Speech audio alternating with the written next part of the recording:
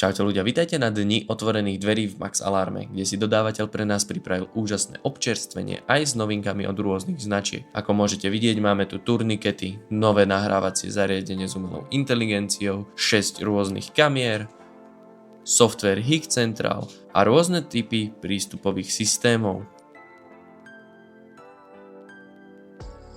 Pred koncom nás tu čaká zabezpečovací systém Ajax, ktorý predstavil bezdrôtovú elektronickú požiarnu signalizáciu.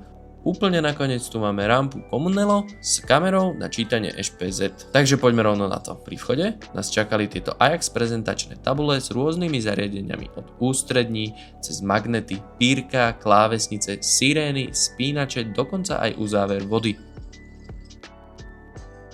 Tu, ako môžeme vidieť, skúšam turnikety, či už tento, kde sa otvárajú sklá, ale aj tento rolovací turniket, tzv. Tripod.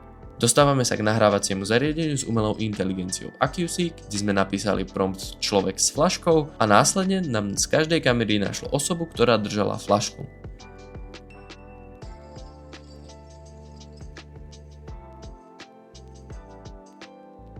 Tu už vidíme funkciu na ochranu GDPR, ktorá je zapnutá a v prípade incidentu si tú osobu viete odhaliť.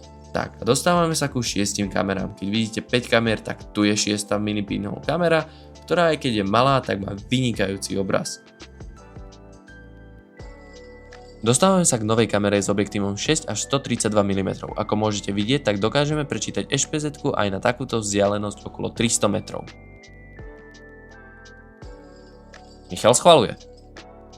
Tu je samotná kamera, keď ju odzoomujeme. Ak máte záujem o inštaláciu kamerového systému alebo iného zabezpečovacieho systému, ozvite sa nám na číslo 0951 344 737 a nezabudnite dať like.